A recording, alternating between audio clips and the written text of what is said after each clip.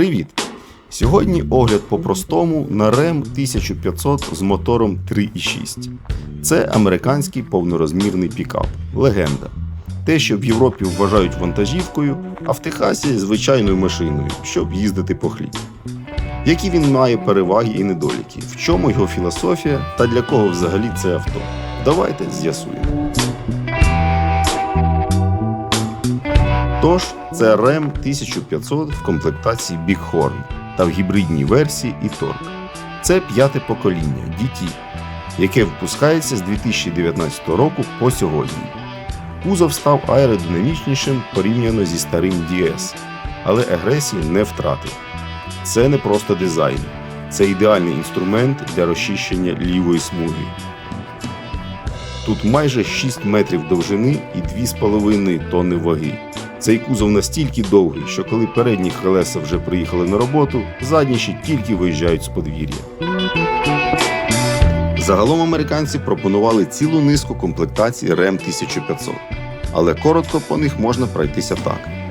Трейдсмен – гола робоча конячка, щоб возити будматеріали, чи будівельників.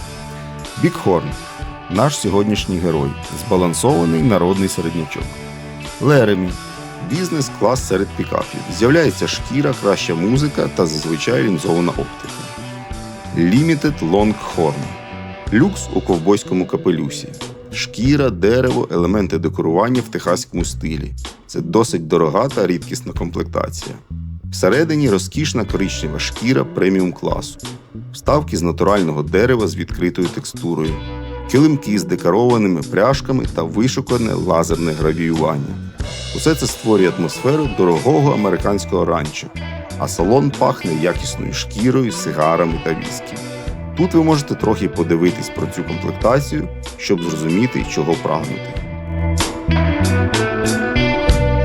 Limited – люксова комплектація, максимальна розкіш, технологічний люкс і ніякої ковбойщини. TRX – це вже не просто комплектація, а окрема модель у межах сімейства Ram 1500 з компресорним двигуном 6,2 літра на 702 сили та прискоренням 4,5 секунди до сотні. Це той самий Hellcat Supercharged Hemi V8 SRT.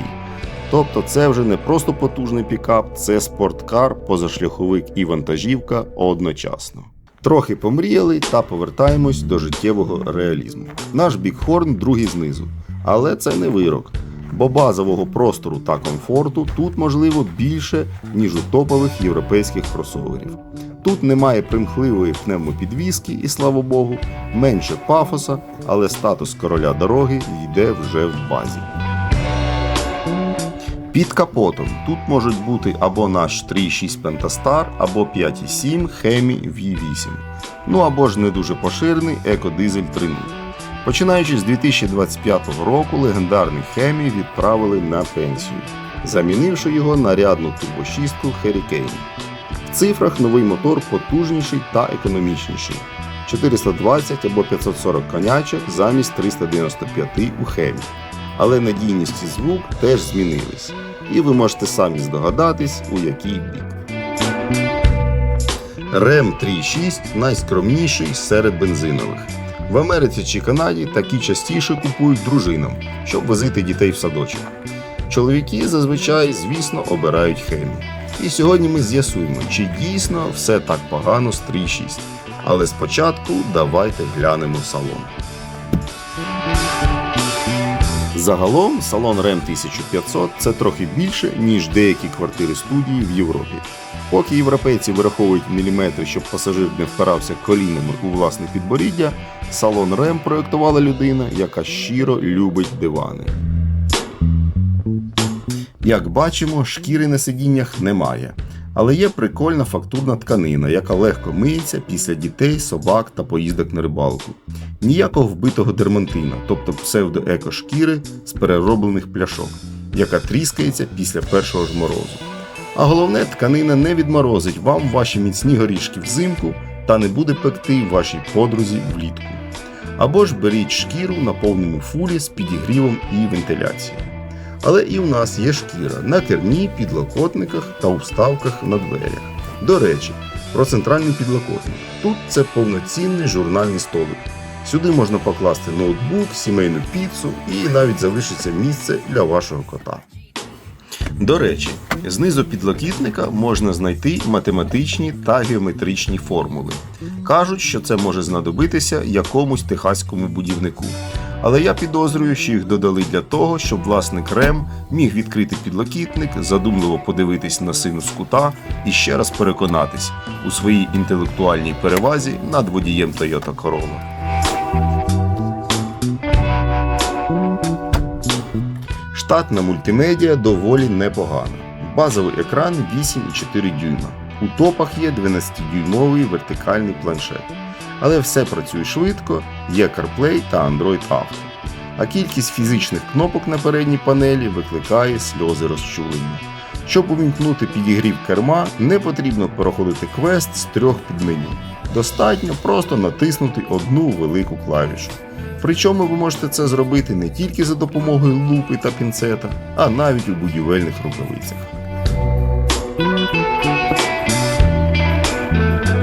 Позаду платформа Crew-Cab. Це справжнє знущання з європейського поняття бізнес-клас. Місця для ног тут більше, ніж у Mercedes S-класу, а підлога абсолютно рівна. Сюди можна посадити 3 дорослих чоловіків, дати кожному по ящику пива, і вони навіть не торкатимуться плечима один одного. Також є 4 USB-порта і розетка на 115 вольт 400 Вт. Огляд через вікна чудовий, завдяки високій посадці пасажирів.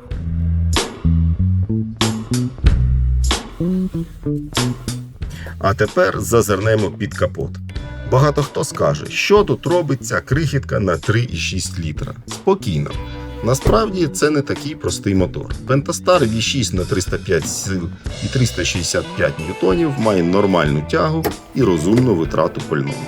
І найголовніше, це перлина Chrysler, а тепер вже і концерну Stellantis. І один з наймасовіших і найнадійніших моторів. Його встановлюють всюди, від пікапів і сімейних мінівенів до зухвалих Challenger вже багато років. І скрізь він має позитивні відгуки. Тут чавунні гільзи в алюмінієвому блоці, жодних турбін. Впорскування пального просте, розподілене, MPI. Так, ГБО сюди ставиться без проблем і чудово працює на чистому LPG. ГРМ ланцюговий, на практиці живе 200-300 тисяч. В моторі встановлені масляні форсунки для охолодження поршнів знизу, присутні гідрокомпенсатори клапанів і повністю відсутні суїцидальні нахили. На відміну від європейських турбопіпеток, які героїчно знімають 100 сил з літра і помирають до першої сотні пробігу, цей мотор нерідко ходить більше 400 тисяч кілометрів до капіталки. Що цікаво, двигун має двоєрівневу систему підняття клапанів VVL. В спокійному режимі клапани відкриваються не повністю, забезпечуючи економію, як у звичайного міського кросовера. Але варто натиснути на гашетку, клапани відкриваються наповну. І всі 305 коней відпрацьовують свій ОВС. Проте екологи, схоже, все одно не притомніли, коли бачили РЕМ. Тому інженерам довелося створити м'який гібрид e-Torque. Знаєте, що це? Замість звичайного генератора сюди прикрутили здоровий стартер-генератор і поставили батарею на 48 вольт за заднім сидінням. Навіщо? Щоб система старт-стоп працювала майже безшумно. РЕМ глушить двигун на світлофорі. А коли ви відпускаєте гальмо, e-Torque миттєво і без вібрацій підкручує колінвал, додаючи на старті до 120 ньютонів на метр додаткового крутного моменту. Чи економить це паливо? Якщо ви вірите в казки, так. Але я думаю, що це зроблено, щоб Грета Тунберг спала спокійніше. Середня витрата цього екологічного гібрида в місті близько 15 літрів 92-го бензину. У мене по місту в спокійному режимі, без великих заторів, виходило навіть 12-13 літрів взимку. І для такої махіни це чудовий результат.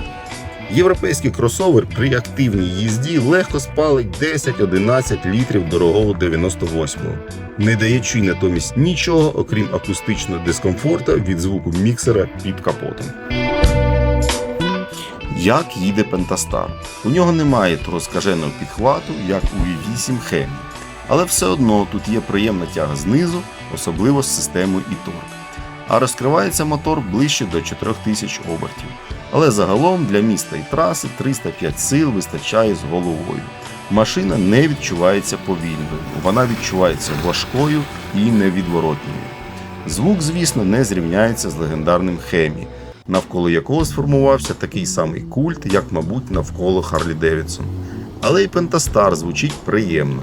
Це чесний атмосферний V6 з характерним американським бурчанням, яке дарує значно більше задоволення, ніж сучасні турбомоторчики, які дзенчать під капотом так, ніби в машину залетіла оса. Чи швидкий він? 8-9 до сотні. Нормально, не соромно, особливо для пікапу. Невже цей мотор ідеальний? Звичайно, ні. Як будь-який інший двигун, він складається з компромісів та має і переваги, і недоліки. Одна з найвідоміших проблем – це знос рокерів на великих пробігах. У рокерах використовуються гольчасті підшипники. І приблизно після 150 тисяч кілометрів пробігу вони можуть зношуватись. Спочатку з'являється характерне цокотіння. Якщо вчасно не звернути на це увагу, зношений рокер починає буквально з'їдати кулачок розподільчатого валу. Тому для даного двигуна дуже рекомендована заміна мастила не по регламенту, а раз на 7-8 тисяч кілометрів. Але загалом проблема ця добре відома, її діагностика і ремонт не складають труднощів і виконуються прямо на автомобілі. Трансмісія. 8-ступеневий автомат Torque-Lite 850 RE. Це ліцензійна копія легендарної німецької ZF 8 HP50, яку збирають в Індіані на заводі Kokumo. На V8 Хемі та на дизель ставиться її старша сестра 8 HP75. Це та сама коробка, що використовується в BMW та Jaguar, але тут вона налаштована на плавність. А КПП розраховано на момент до 500 Нм на метр. Тому 365 Нм від Pentastar для неї – це легка прогулянка без задишки. Ресурс заліза тут легко перевалює за 300 тисяч кілометрів за правильного обслуговування. Ця КПП вважається однією з найкращих автоматичних трансмісій. Але маркетологи Stellantis дуже люблять писати в інструкціях, що мастило в автоматі залите на весь срок служби. Не вірте. Самі інженери ZF рекомендують міняти мастило кожні 60-80 тисяч кілометрів. Так, заміна коштуватиме грошей, бо масляний фільтр тут інтегрований прямо в пластиковий піддон коробки, і міняти їх доведеться разом. Але регулярно виконуючи цю процедуру, ви отримуєте довговічний вузол, який переживе багато сучасних автомобілів. Працює коробка настільки тихо, що здається, її взагалі немає. Єдиний мінус, якщо вирішиш дати кута на парковці, коробка подивиться на тебе як на ідіота і думатиме так довго, ніби надсилає письмовий запит на дозвіл у Kokumo. Цей автомат створений, щоб возити катери, трейлери та его свого власника, а не крутити бублики перед підлітками. Як РЕМ почувається на дорозі? Авто має рамну конструкцію та в цій комплектації просту пружинну підвіску. І саме це є великим плюсом на вторинному ринку, бо немає жодних помираючих від солі пневмобалонів. Позаду нерозрізний міст. Це плюс у простоті, надійності, вантажопідйомності. Але це мінус у керованості. На дрібній гребінці порожній кузов може трохи козлити і передавати вібрації. Але великі ями РЕМ просто не помічає. Там, де інший водій тисне на гальма і прощається зі своїми низькопрофільними дисками, ви просто їдете далі. Звичайно, це не гонка, але в цілому це досить комфортний автомобіль на кожен день. І насправді він керується краще, ніж можна було очікувати при таких габаритах та масі. Швидко звикаєш до особливостей – інерція, розміри, крени кузова в поворотах. І починаєш кайфувати від іншого. Висока посадка, всюдихідність, перестаєш думати про ями, бордюри та навіть клумби. РЕМ 1500 не боїться нерівностей, він їх вирівнює. Тепер чесно про мінуси. Паркування в місті – це окреме мистецтво. Заїжджаючи у двір, ти не паркуєшся. Ти просто обираєш територію, яка тепер належить тобі. Ширина машини понад 2 метри, 2,5 з дзеркалами. У Європі від цих габаритів можна заробити нервовий тик. Заїхавши в старе місто, ви далеко не скрізь зможете розвернутися. А на парковці РЕМ займає 1,5 місця, і це чудовий тест на перевірку гарного настрою паркувальників. Заправка стане вашим другим домом, а касирка знатиме по імені всю вашу родину. Також, якщо не купити кришку кузова, ваш багажник перетворюється на великий відкритий смітник для перехожих. Ну і 3-метрові дошки просто так не закинеш. Доведеться вести з відкритим бортом чи використовувати спеціальні подовжувачі.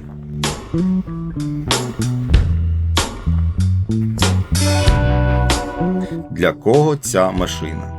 Якщо ви клерк у великому місті і ваш звичайний маршрут дім, офіс, кав'ярня, то РЕМ може виявитися для вас настільки ж раціональним рішенням, як купівля екскаватора для пересадки кімнатної квітки. Ви просто не зрозумієте цей пікап. А якщо ви людина, для якої вихідні – це не серіал на дивані, а подорож туди, де немає зв'язку, якщо у вашому житті є квадроцикли, гідроцикли, причепи, трейлери або хоча б бажання закинути в кузов речі і поїхати на край світу, не питаючи дозволу у погоди та дорожніх служб, тоді РЕМ стає єдиним правильним вибором. Бо це не просто машина, це ваш особистий маніфест незалежності. Якщо ви втомилися від вічної європейської тисняви, де кожен сантиметр парковки на вагу золота, а сусіди по потоку докірливо дивляться, скільки грамів СО2 виділив ваш вихлоп. Якщо ви хочете просто їхати, сидіти в креслі розміру XXL, слухати породистий звук мотора і класти свій великий дюймовий болт на якість асфальту, бордюри та думку оточуючих, то ця машина створена саме для вас. Якщо ви щось будуєте, маєте багато хобі або професію, пов'язану з якимись габаритними речами, цей пікап закриє ваші потреби на роки вперед. Він не ідеальний для міста, але він ідеальний для життя. Якщо у вас нормальний розмір его, ви любите простір, подорожі і не збираєтесь вибачатись за те, що ваш автомобіль споживає бензин, а не святу воду, РЕМ дасть вам те, чого не вистачає сучасним європейським коробкам на колесах. Відчуття, що світ все ще належить вам. Саме тому в Європі запитують, як жити з таким монстром. А в Канаді запитують, у тебе нема трока, то як ти живеш? Свобода не буває на мінімалках. Так, він величезний і не самий економний. Але щоразу, виходячи з нього, ви будете озиратись. А це одна з головних ознак справжнього автомобіля. Напишіть у коментарях, на ваш погляд, 3.6 – це нормально? Чи справжній РЕМ має бути тільки з Hemi V8? Закидуйте палець догори та підписуйтесь. З вами був Дмитро. Побачимось.